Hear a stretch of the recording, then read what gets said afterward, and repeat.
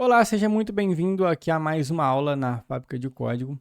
Nessa aula agora vamos falar de HTML. Então vamos dominar aqui o HTML. O HTML ele pode ser muito grande, beleza? Mas eu vou te passar aqui todos os conceitos principais que você vai usar em 90% dos casos. Os outros 10% você dá uma pesquisada no Google, porque o trabalho de um programador é muitas das vezes pesquisar as coisas no Google, porque não tem como você decorar tudo e saber de tudo, beleza? É muita coisa. Então, com certeza, você vai fazer no seu dia a dia normal, você vai fazer várias pesquisas no Google aí para aprender coisas novas. Vou abrir um outro site aqui que a gente vai usar para testar aqui o que a gente está fazendo. Então, se você quiser testar também, ó, é só abrir aí esse jsfiddle.net. Vou colocar aqui, ó, site usado para testes, que é o jsfiddle.net, beleza? Então, conforme eu falei ali já, né, o HTML ele vai ser o esqueleto da sua aplicação. Então, por que eu falo esqueleto? Porque basicamente, ó, é isso daqui, ó, a gente vai ter tags de abertura, fechamento e essa declaração aqui no início que é para falar o tipo do documento. Então, um arquivo HTML, eu posso vir aqui, deixa eu criar uma pasta aqui rapidinho e eu já volto. Ó, basicamente, o que eu fiz aqui? Ó, eu abri meu Windows Explorer e criei aqui nesse caminho, ó, C, projetos, criei a pastinha HTML. Vim aqui, ó, e vim aqui, ó, File, Open Folder, e escolhi aqui, ó, a pastinha HTML, beleza? Então, basicamente, um arquivo HTML, ele vai ser isso daqui, ó, index.html, beleza? Ou às vezes HTML, tá? Algumas vezes você vai ver o HTML aí, e é extremamente normal. E o index é porque, na maioria dos servidores, você pode ter outros nomes aqui, por exemplo, contato, não tem problema.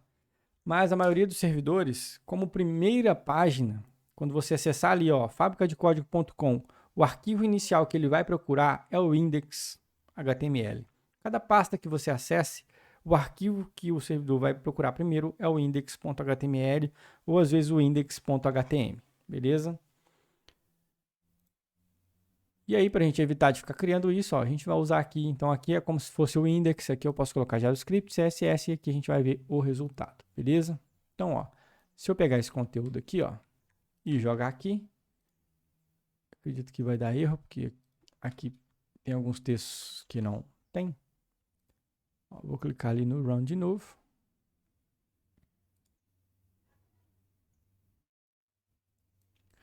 Eu vou tirar essas tagzinhas aqui. Ó, tá ali. O cabeçalho e o parágrafo, que é o nosso resultado ali, beleza? Aqui, ó, só fechei, esqueci de fechar. Vamos explicar aqui rapidinho, ó. A estrutura do documento, ele vai começar ali com a identificação do tipo do documento. Ele sempre tem que começar aqui, ó, com HTML e terminar com HTML. Então, se você está vendo aqui, ó, que eu tenho tags de abertura, a gente chama isso aqui de tags, e eu tenho tags de fechamento. A de fechamento, a diferença é que ela tem essa barra aqui, ó, antes da palavra. Próximo passo, eu vou ter ali o head, né, a cabeça do meu documento. Isso daqui, ó, o usuário não vê. A única coisa que ele vê é o título da página. Então, se eu pegar isso daqui e colocar aqui nesse documento também,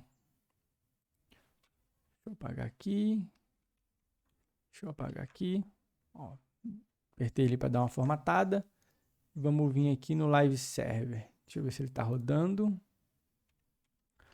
Live Server, ele está habilitado, Open with Live Server, ó. Ó, beleza, está rodando aqui minha página, exatamente o mesmo conteúdo ali. Então eu tenho aqui, ó, né, o início e o fechamento aqui das tags de abertura. Eu tenho o cabeçalho. Então, o cabeçalho, ó, você não está vendo. Aqui você está vendo escrito só cabeçalho e parágrafo. Mas o que está aqui dentro, você não está vendo. Só o título. Ó. Então, o título ele aparece ali, ó, título da página. Beleza? Aqui, o próximo é o style. Aqui a gente vai colocar o CSS, beleza? O que a gente vai deixar o nosso site bonito no futuro. Temos aqui 4 meta tags, né? Que são as mais importantes. Mas quando você está fazendo uma aplicação web, não um site, essas aqui são importantes para quando você está fazendo um site. Para uma aplicação web, a mais importante é essa daqui, que a gente vai conseguir deixar a nossa tela pronta para ficar responsiva. O que é responsiva? Eu consegui adaptar ali para qualquer dispositivo, para um site que vai rodar desse tamanho ou às vezes até para o celular, beleza? Então, ó, vamos pegar aqui, por exemplo, ó, fabricadecódigo.com. Aqui, ó, ela está funcionando para um site, mas eu posso vir aqui e falar, ó, eu quero que você roda para um dispositivo mobile. Né? Apertei ali. E ela aqui, ó, ela já se adaptou. Você pode ver que ela sumiu ela vai se adaptando, ó, à medida que eu vou diminuindo o tamanho aqui dela, ó. Ela vai se adaptando, diminuindo o tamanho das coisas, reposicionando os elementos, ó, o menu ficou diferente, beleza? Então isso é ser responsivo. Então a gente precisa dessa meta tag aqui para poder conseguir fazer aquele comportamento lá. Agora quando a gente está fazendo um site, a gente precisa dessas aqui, ó, para poder fazer o que a gente chama de SEO, ou seja, permitir que o nosso site seja encontrado pelo Google. Basicamente é isso. Então aqui eu vou definir o título da minha página através dessa tag title e eu vou ter depois o corpo da minha página. O corpo da minha página a gente usa a tag body. Então é aqui que vai ficar o que o usuário vai ver. Então você pode ver que aqui está o cabeçalho e o parágrafo. É exatamente o que está escrito aqui, ó, cabeçalho e parágrafo, beleza?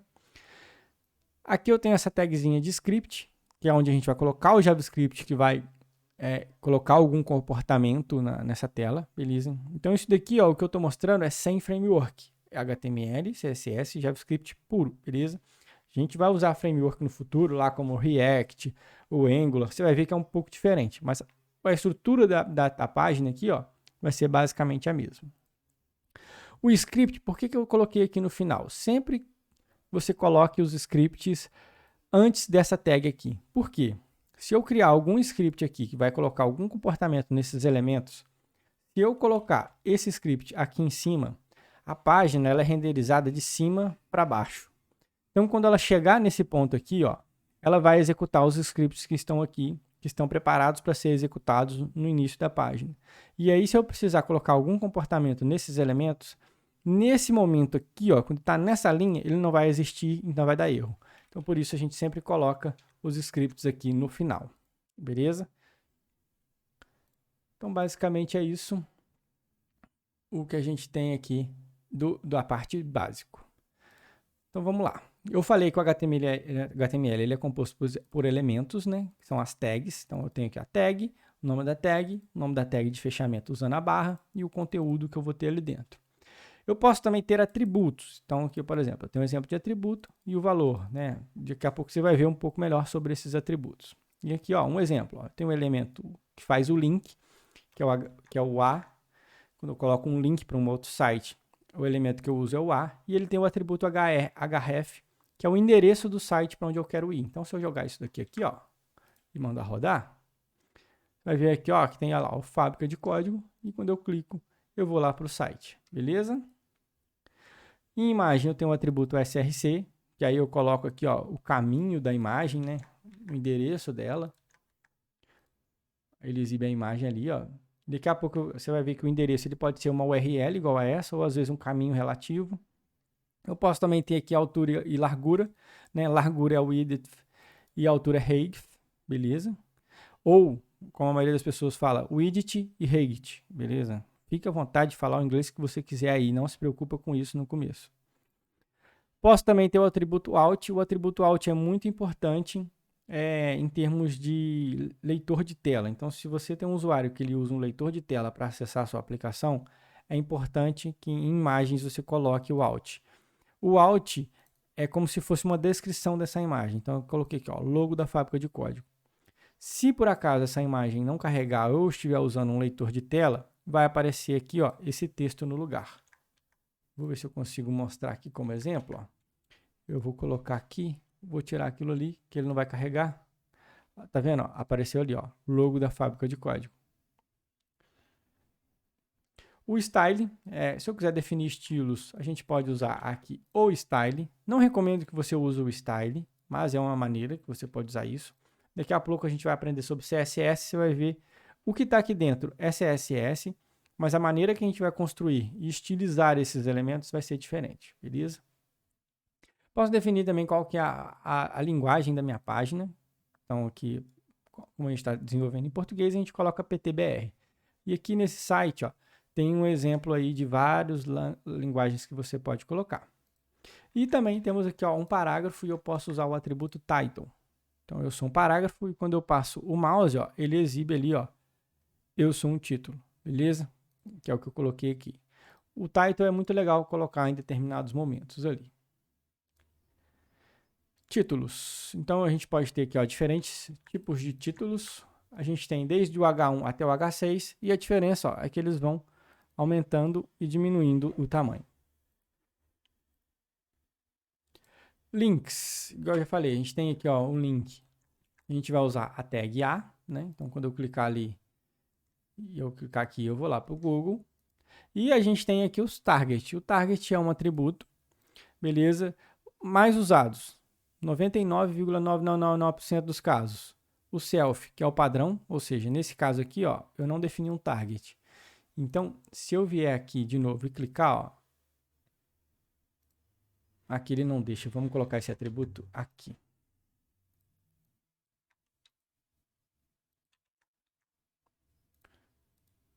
Ó, eu tenho aqui Google, estou no meu site. Então, quando eu clico aqui, ó, ele carregou na mesma aba ali o link que eu coloquei. Agora, se eu usar o blank, ele vai abrir esse conteúdo em uma outra aba. Então, ó, vou colocar aqui. Agora, você está vendo ali que é a fábrica de código. Quando eu clicar, ó, ele abre numa nova aba. Beleza? Então, essa é a ideia do target aqui. E a gente também podemos criar âncora. Como que a gente cria uma âncora? Deixa eu abrir aqui o site da fábrica de código, que você vai entender. Ó, eu tenho aqui esse cursos. Quando eu clico aqui, ó, ele desce e vai para essa página aqui automaticamente. O que que significa isso? Ó? Significa que aqui, ó, vou diminuir aqui um pouquinho. Se eu voltar aqui de novo, botão direito em inspecionar, você vai ver que eu estou numa tag A, onde aqui, ó, na frente eu tenho aqui, ó, o tralha ou hashtag cursos, beleza? E aí, eu tenho um identificador aqui na minha página, que ele está aqui perto. Vamos procurar aqui o cursos.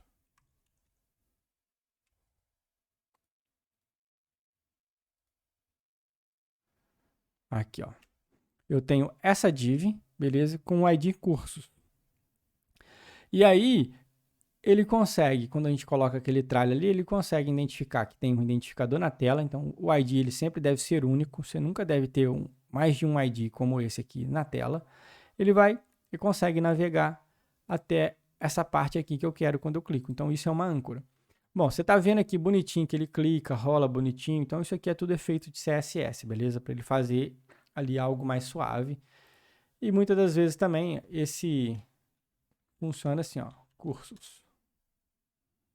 Aqui você não conseguiu ver que ele já foi para lá. Ó. Se eu fizer isso aqui, ó, aqui ele não funcionou, mas ele costuma funcionar dependendo de como você implementar ali, dele rolar quando isso aparece aqui na URL, beleza? Então isso aqui é uma âncora. Vamos de links, vamos falar de imagens. Então imagens, se eu quiser exibir uma imagem na tela, eu vou usar aqui a tag src, beleza? Aqui eu posso colocar, então, às vezes na minha aplicação, eu vou ter uma pastinha aqui, ó, que eu vou chamar de assets, geralmente a gente chama de assets, e aqui eu vou ter imagens. Então, se eu quiser exibir ali uma imagem que está dentro desse caminho ali, vamos supor que eu tivesse uma imagem ali, eu faria aqui, ó.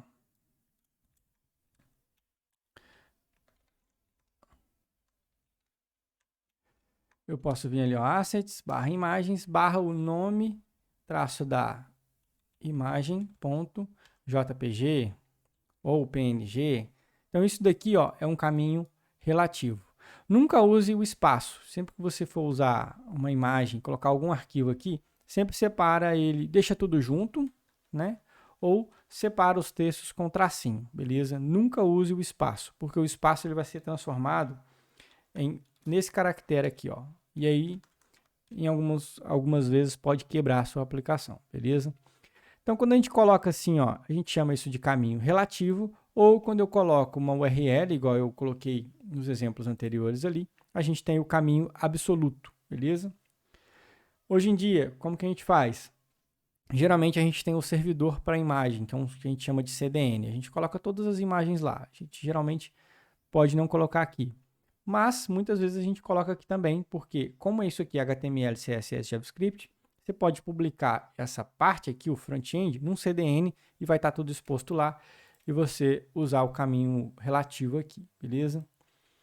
Então não existe melhor e nem pior, apenas soluções diferentes. Tabelas, a gente pode trabalhar com tabelas também. Então aqui, ó, eu coloquei um exemplo de tabela. Quando eu rodar aqui, ó, tenho aqui a tabela. Então eu tenho a tag tabela, né? Por padrão, eu não preciso colocar essa borda aqui, mas esse programa que a gente está usando aqui, que é o JS Fiddle, ele tira a borda, então eu coloquei uma borda aqui só para você ver. Botei o border 1. A gente tem o cabeçalho da tabela, que é onde a gente exibe aqui, ó, esses nomes. A gente usa aqui antes o thead. Para cada linha de cabeçalho, o cabeçalho só vai ter uma linha, mas a gente usa o tr. E para cada um desses elementos aqui, ó, a gente usa o th, beleza? Com isso a gente consegue estilizar só o header e às vezes colocar um estilo diferente aqui, colocar um negrito, esse tipo de coisa. O corpo da minha tabela, eu vou usar aqui, ó, o tbody, beleza? Deixa eu tentar aumentar um pouquinho o zoom aqui, só para você ver enquanto eu explico. Na verdade, vou colocar aqui mesmo, que aqui o zoom tá legal. Então eu tenho aqui, ó, o tbody, beleza? E aí, aqui, para cada elemento, né, eu posso ter mais de uma linha. Então, cada linha vai ser um tr. Então, eu tenho aqui, ó lá, o texto da coluna 1, o texto da coluna 2, e cada elemento vai ser um td. Então, se a gente vier aqui, ó, tá ali a nossa tabela também. E o meu rodapé, então, vamos supor que eu estou fazendo um sistema financeiro, eu tenho o cabeçalho ali da minha tabela, da minha grid, muitas vezes a gente chama tabela de grid, beleza? Vou ter várias linhas de registro ali, de entrada e de saída, e no final eu quero fazer um somatório, colocar ali a quantidade de gasto, né, que saiu, a quantidade de gasto que entrou. Eu posso usar aqui, ó, o rodapé. Para isso a gente usa aqui o tfoot e também toda linha vai ser sempre tr e aqui a gente pode usar o td, beleza? A gente pode também, ó, fazer o merge de células. Então, coloquei um exemplo aqui, onde a gente está usando o co-span, ou seja, eu vou fazer o merge de duas colunas. Então, olha lá, ó, coluna 1, agora eu só tenho uma, antes eu tinha duas. Vamos colocar todas aqui, para a gente ver as diferenças.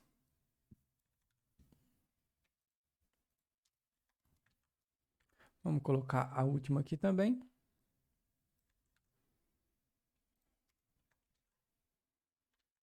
Deixa eu ver se ficou legal aqui na tela. Vamos só fazer o seguinte, ó.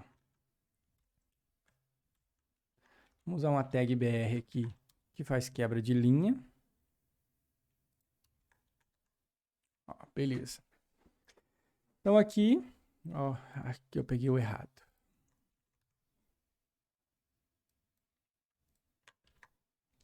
Agora sim.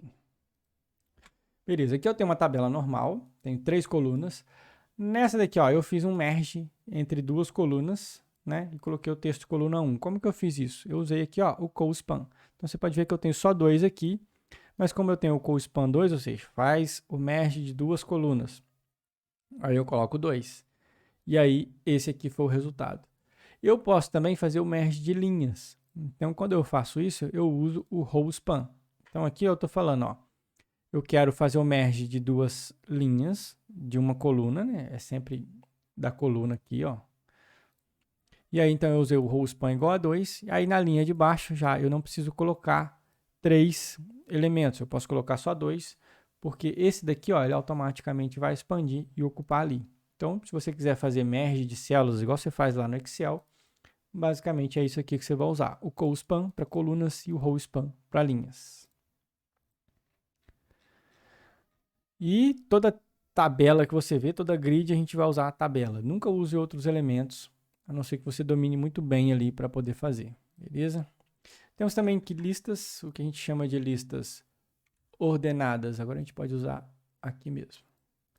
O listas ordenadas, a gente vai usar aqui, ó, o L e os elementos LI. E quando eu quiser ordenadas, eu vou usar o OL e o LI. Qual que é a diferença? Basicamente é só isso aqui, ó.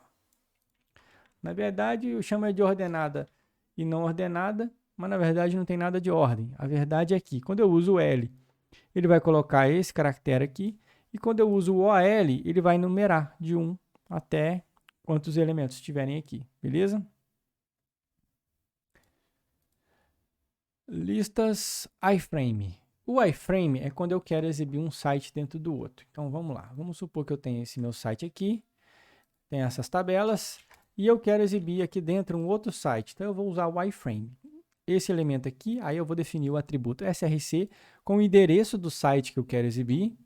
Posso definir aqui um título, a largura e a altura que eu quero que esse iframe seja exibido, né? Deixa eu salvar aqui. Quando eu salvo, ele já carrega direto. Ó. Então, você pode ver que eu estou exibindo aqui dentro ó, o meu site, fábrica de código. Beleza? E aí, com isso, eu posso exibir um site dentro do outro.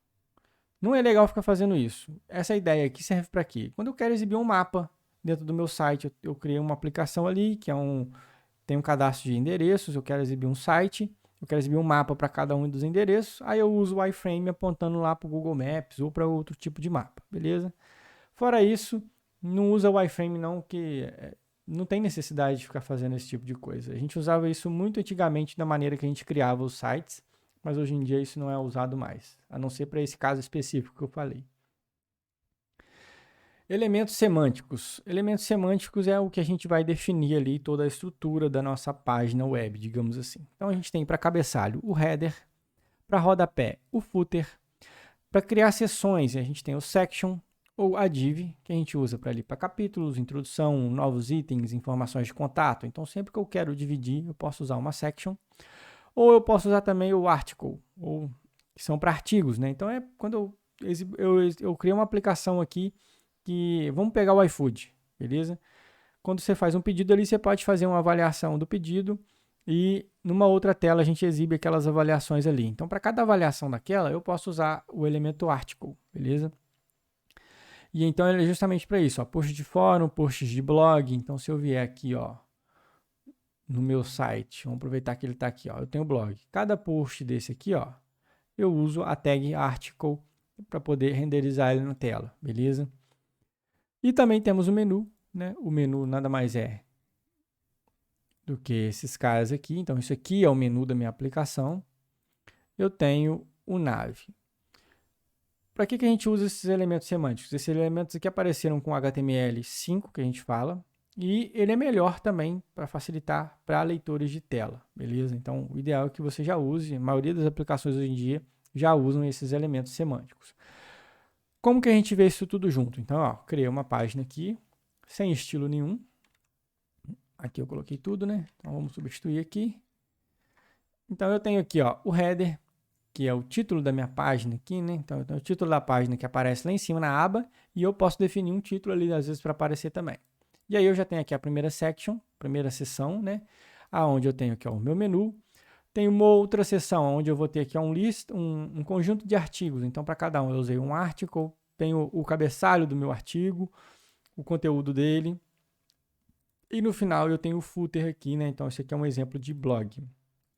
E aí, ó, fica basicamente assim. Aqui a gente está sem nenhum estilo, nem nada, mas basicamente essa ideia aqui. Por isso que a gente usa esses elementos semânticos. Formulários. Agora vem uma parte interessante. Então, sempre que a gente vai fazer cadastros na nossa aplicação web, a gente vai trabalhar com formulários. Então, aqui, ó, vou pegar esse exemplo. Vamos colocar aqui dentro. Temos aqui, então, o nosso primeiro formulário. Então, ali é essa ideia lá. O formulário tem um campo de nome e um campo de e-mail. O formulário ele vai ter uma action, geralmente, nessas aplicações mais modernas agora que a gente usa React ou Angular, a gente não usa muito o action, não. A gente vai usar um evento que eu vou falar depois. Mas em aplicações, por exemplo, como o ASP.NET MVC, eu vou usar o action. O action nada mais é do que o seguinte: quando eu clicar em um botão do tipo Submit, o que acontece? Ele vai enviar os valores de cada um desses inputs aqui, ó, para essa página que vai estar configurada aqui. Eu sei que agora é um pouco confuso de entender isso, mas quando a gente juntar tudo e for construir nossa primeira aplicação, você vai entender um pouco melhor essa parte aqui da action. E aí, geralmente, eu vou ter aqui as labels, onde eu vou identificar aqui, ó, o nome do campo. E os inputs. Existem inputs, selects e vários outros elementos que eu vou passar por eles aqui agora. Tipos de input. Então, a gente tem tipos de inputs infinitos, né? São vários. Opa, não copiou. Vamos copiar aqui. Ó, então eu tenho os tipos, geralmente a gente coloca aqui, ó, input, type. E aqui eu defino qual que é o tipo desse input, beleza? Então a gente tem aqui, ó, de checkbox, radio, cor, de range, tipos de data, para selecionar arquivo, texto, número, senha, e-mail, pesquisa, telefone, URL, escondido. Esse hidden aqui é para, como por exemplo, eu tenho um cadastro. E aí tem alguns valores que eu vou precisar para esse cadastro, mas o usuário não precisa ver na tela. E aí eu vou definir esses inputs do tipo hidden aqui, que eu defino os valores aqui. Quando eu enviar o formulário, quando eu submeter o formulário, esses valores vão também. E a gente tem aqui, ó, botões do tipo submit, reset, e existem outros também que eu vou falar daqui a pouco. Então, basicamente aqui, ó, essa é a cara. O checkbox é onde a gente tem esse cara para marcar. O radio, geralmente a gente usa ele sempre com mais de 2, que eu posso selecionar mais de uma opção, beleza? Aqui eu só coloquei o exemplo de 1. Inputs de cor, então se eu quiser colocar cor no meu formulário, eu vou usar o de cor. Quando eu quiser definir algum range, isso aqui é muito pouco usado, raramente. Os de data, beleza? Se eu quiser selecionar datas aqui, ó, eu posso. Tem eles aqui também, ó, em outros formatos, como por exemplo, esse aqui é o datetime local. E aí ele exibe aqui, ó, com data e hora, beleza? Se eu quiser selecionar data e hora, posso selecionar aqui também, ó, só o mês. Posso selecionar só hora. Posso selecionar semana de um ano. Então, semana 5, 6, 7, 8, 9, 10, beleza? O input de arquivo, ó, se eu quiser selecionar arquivo. Input de texto, de número. O de número só me deixa informar número, não me deixa informar texto. O de senha, ele exibe ali aquele asterisco ali para não ver. O de e-mail, para eu informar e-mail. O de e-mail aqui, ó, nada mais é. Deixa eu ver se ele vai validar aqui, ó. Ele validou, ó. O de e-mail ele já faz uma validação automática para ver se é um e-mail válido, beleza? De pesquisa, geralmente quando eu quero exibir algum campo de pesquisa em alguma coisa, ó, ele exibe esse xzinho aqui. O de telefone é para eu digitar telefone. Aqui ele aceita números e letras, beleza?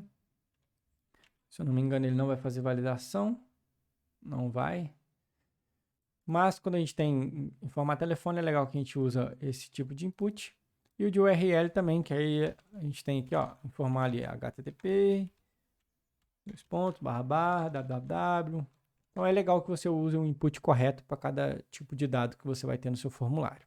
Outros elementos, igual eu falei, temos a label justamente para definir esses nomes aqui. Temos o select aqui para a gente exibir opções para o usuário selecionar. Então eu tenho ele aqui simples ou de múltipla seleção. Então ele fica assim, ó, o simples e o de múltipla seleção, que a gente usa aqui, ó, o shift para selecionar mais de um elemento na tela. Beleza? Temos a text area. A text area é legal a gente informar sempre ali o número de linhas e o número de colunas. O número de colunas nem tanto, mas o número de linhas aqui, ó, a gente vai usar para definir a altura. E o de colunas, a largura. Mas a largura você pode usar aquele atributo widget, beleza? Ou com CSS. E a text area, ela automaticamente tem esse negócio aqui, ó, que você permite redimensionar ela. Os botões, a gente tem 3 tipos de botões aqui, ó. O botão só, ou seja, vamos supor que eu tenho um formulário com cadastro de endereço. E aí, quando o usuário digitar o CEP, eu vou ter um botão do lado que é buscar endereço. E aí eu vou usar, nesse caso, o botão do tipo button. Quando eu tiver um botão do tipo submit, ele vai submeter o formulário. Então, aquele exemplo que tinha aqui, quando eu clicava, ele ia pegar e enviar os dados. Agora, o botão do tipo botão, ele não vai enviar todos os dados, beleza? Ele vai só executar a ação que você programou aqui para ele poder funcionar. Ou a gente tem o botão reset, que ou seja, ele vai resetar o formulário. Aqui eu coloquei um exemplo com o botão reset. Vamos pegar aqui para você entender, ó.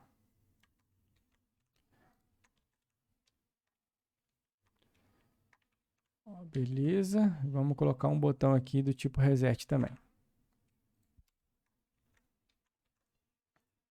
Então, quando eu clicar no enviar, eu vou informar os dados aqui. Quando eu clicar em enviar, ó, ele submeteu, ele mandou ali os formulários. os dados, beleza? Mesmo que tenha dado um erro. Agora aqui é o reset, né? Reset. Se eu digitar aqui qualquer coisa, clicar no reset, ó, ele vai limpar o formulário, beleza? Essa é a ideia do reset. E temos aqui também, ó, o field set e o legend. Deixa eu copiar aqui e melhorar essa formatação aqui. Piorou. É só fazer isso aqui. Opa. Beleza. O field set eu vou colocar um agrupador no meu formulário. E o legend vai ser o título desse agrupador. Beleza? Então nada mais é que eu não salvei, do que isso daqui, ó. Eu tenho esse agrupador aqui, que é essas bordinhas em volta, e tem o título. É legal você usar isso daqui quando você tem, às vezes, um formulário um pouquinho grande, onde você tem ali os cadastros dos dados principais, depois de endereço, ou e-mails, essas coisas assim. E aí você consegue estilizar esses elementos aqui com CSS também depois e deixar eles mais bonitinhos, beleza? E aqui temos aqui, ó, os atributos de um elemento. Então vamos passar aqui por eles. Temos o ID, para a gente definir o identificador, não é um identificador, identificador para um campo, beleza? Ele deve ser único, beleza? Nunca deve ter, na tela que ela acabar de ser renderizada, não pode existir mais de um ID igual. Quando a gente quer definir um nome para um campo, beleza? O valor, né? Quando o valor que aparece aqui, ó, eu posso definir através do atributo value. Posso definir que um campo ele é somente leitura. E posso definir que um campo está desabilitado. Qual que é a diferença? O somente leitura, quando eu submeter o formulário, aquela informação vai ser submetida também. O desabilitado, o disable, quando eu submeter o formulário, aquela informação não vai. O campo vai chegar vazio para mim lá, beleza?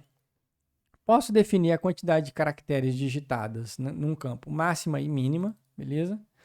Posso definir um placeholder, ou seja, exibir um texto informativo dentro do campo para facilitar para o usuário. Posso definir que aquele campo ele é obrigatório, com o required.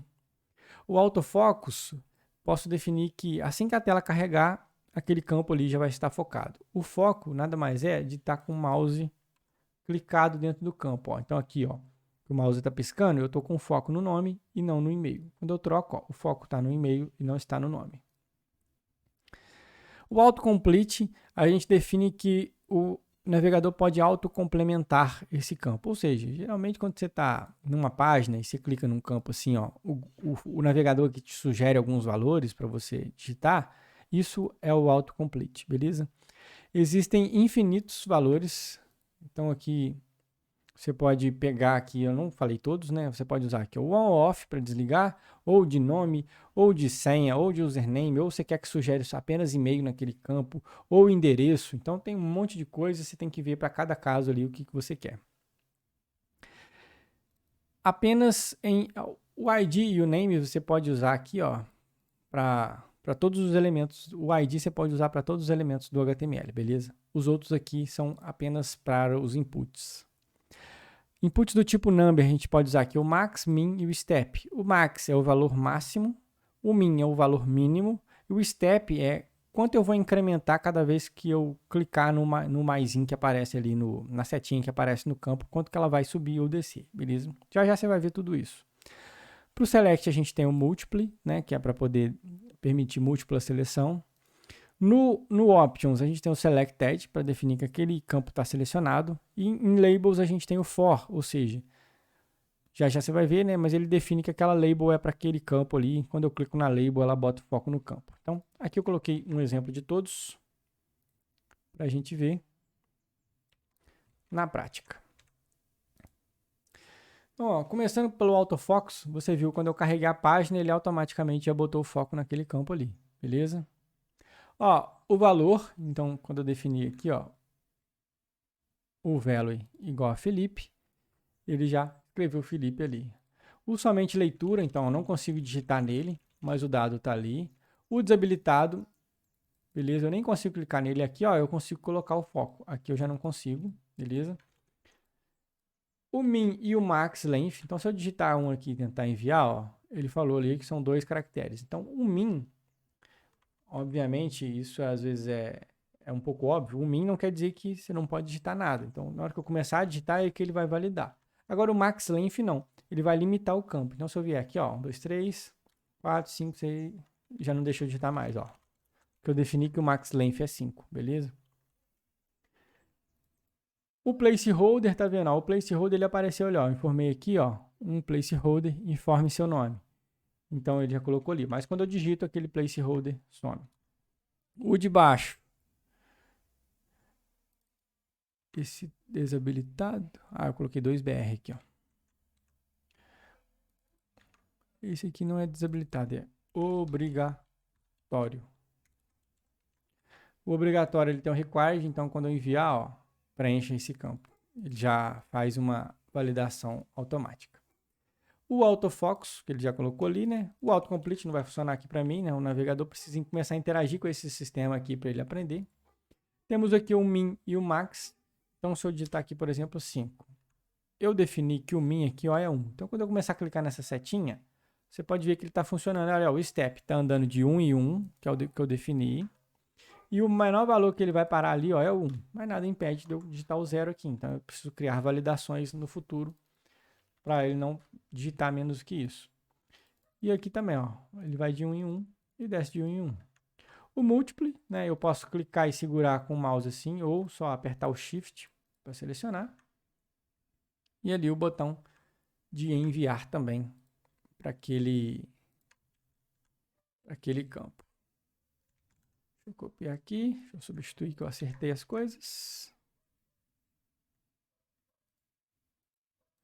Vamos arrumar aqui. Aí. Beleza. E um último detalhe aqui sobre formulários é, se eu não quiser que o meu navegador faça essas validações automáticas, é só eu colocar aqui, ó, no validate. Quando eu fizer isso aqui, ó, ele não vai validar. Beleza, ó. Ele não exibe. Então a gente usa muito isso daqui, porque às vezes o próprio framework que a gente está trabalhando, ele já tem as validações dele ali, eu não quero que o navegador faça as validações automáticas. Então eu uso o no validate. Show, passamos aqui de formulários e vamos para eventos.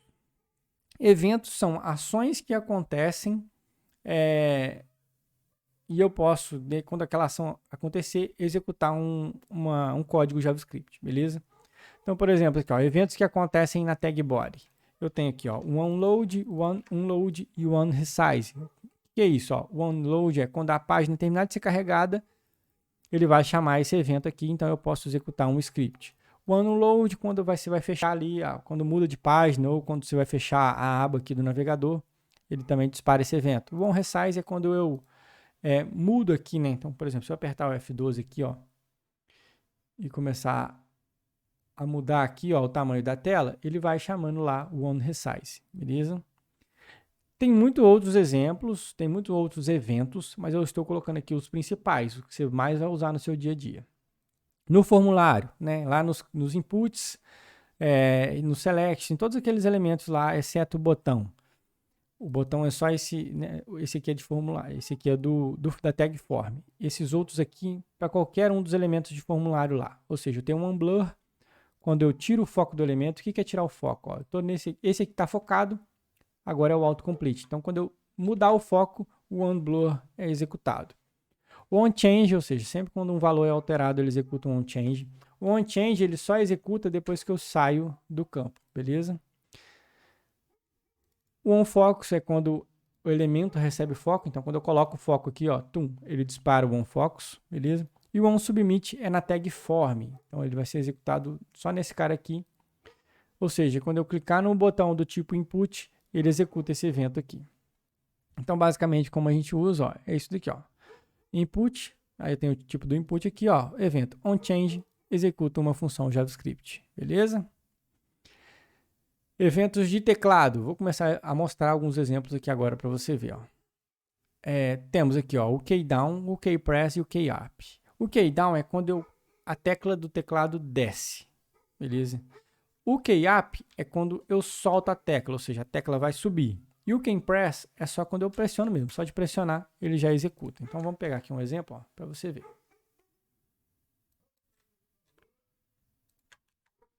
Então, eu tenho aqui, ó, o input.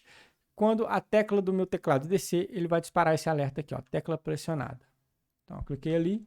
Se eu clicar aqui, ó, numa tecla, ó, ele disparou e depois o valor aparece ali, beleza? Então, isso que é um evento.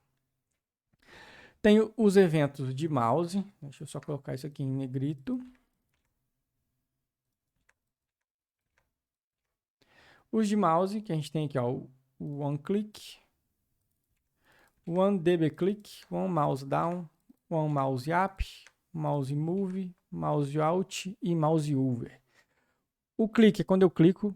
Então, todos esses eventos aqui são com qualquer botão do mouse, beleza? Os de clique são para qualquer botão do mouse, tanto o esquerdo quanto o direito. Então, quando eu clico uma vez, ele dispara one click. Quando eu clico duas vezes, né, dou double click, ele dispara esse on db click. Quando o clique, né, o botão do mouse desce, ele faz o mouse down. Quando eu solto o botão do mouse, ele faz o mouse up, beleza? Quando eu movo o ponteiro do mouse entre elementos, ele dispara o mouse move. Quando o ponteiro do mouse move para fora de um elemento, ele faz o mouse out. E quando eu movo para dentro de um elemento, ele faz o mouse over, beleza? Então, ó, o de clique é muito usado. Coloquei aqui, ó, como exemplo. Olha lá, ele manda um alerta ali, ó, foi clicado. E também temos aqui um evento de arrastar e soltar, que é o drag and drop. Vou te mostrar esse exemplo aqui, esse eu vou te mostrar no Fiddle para você ver. Então eu tenho um onDrag, ou seja, quando eu arrasto um elemento. O onDrag start é quando a ação inicia. O onDrag end é quando a ação de arrastar termina. O onDrag enter é quando o elemento que está sendo arrastado, ele entra na área que ele pode ser solto. O leave é quando ele sai de uma área que ele pode ser solto. O over é quando ele move entre essas áreas que ele pode ser solto, beleza? O drop, ele acontece quando ele está sendo arrastado e é solto, ou seja, eu tenho dois elementos na tela, eu posso arrastar esses elementos e encaixar em outro lugar. Então, quando eu solto, ele executa um drop. E eu tenho um scroll, quando a barra de rolagem aqui, ó, é movimentada, beleza? Ele é considerado um evento de arrastar. Então, aqui, ó, eu criei um exemplo. Eu vou colocar esse código aqui. Você pode colocar aí também. Não precisa se preocupar o que eu fiz aqui de CSS e JavaScript, mas basicamente, ó, esse aqui é um CSS e aqui é um JavaScript. E a gente vai exibir isso daqui no console. Para rodar. Então, eu tenho dois quadrados, beleza? Que eu posso movimentar esses quadrados. Para eu definir que um item ele pode ser movimentado, eu uso esse draggable igual a true. E eu disparei três eventos aqui para você ver. Ó. O onDrag, então quando ele chamar o onDrag, ele vai chamar o onDrag handle. Quando ele falar o start, ele vai no onDrag o start handle. E aqui também tem o do end. Eu não implementei eles trocarem de posição, nada disso. Nada disso acontece automaticamente, beleza? Isso precisa ser implementado. Apenas o evento aqui que eu implementei para você ver. Então quando eu clicar aqui e começar a arrastar, ó, eu cliquei e segurei com o botão do mouse. Vou arrastar ele, ó. Agora eu vou soltar. Então, o que aconteceu aqui, ó? Ele disparou o onDrag start, ou seja, ele iniciou ali o processo de drag and drop, né, de arrastar e soltar. Enquanto eu estou arrastando, ele ficou disparando esse onDrag. Ó, e quando eu terminei, ele chamou o onDrag end, beleza? Então, enquanto eu ficar arrastando aqui, ó, os elementos, ó, ele fica disparando aquele onDrag ali. Quando eu solto, ele chama o onDrag end. A gente precisa desses eventos aqui justamente para implementar esse lance de um quadro substituir o outro ali, beleza? Show! Falamos tudo aqui de HTML, né? Bastante coisa. Essa aqui foi só a estrutura inicial, beleza? Na próxima aula a gente vai falar de CSS, depois de JavaScript, e aí já vamos ter ali, você vai estar apto a fazer ali um dos primeiros desafios. No final dessas aulas eu vou te orientar qual desafio você deve fazer. Beleza? Espero que você tenha gostado dessa aula. Valeu, até a próxima.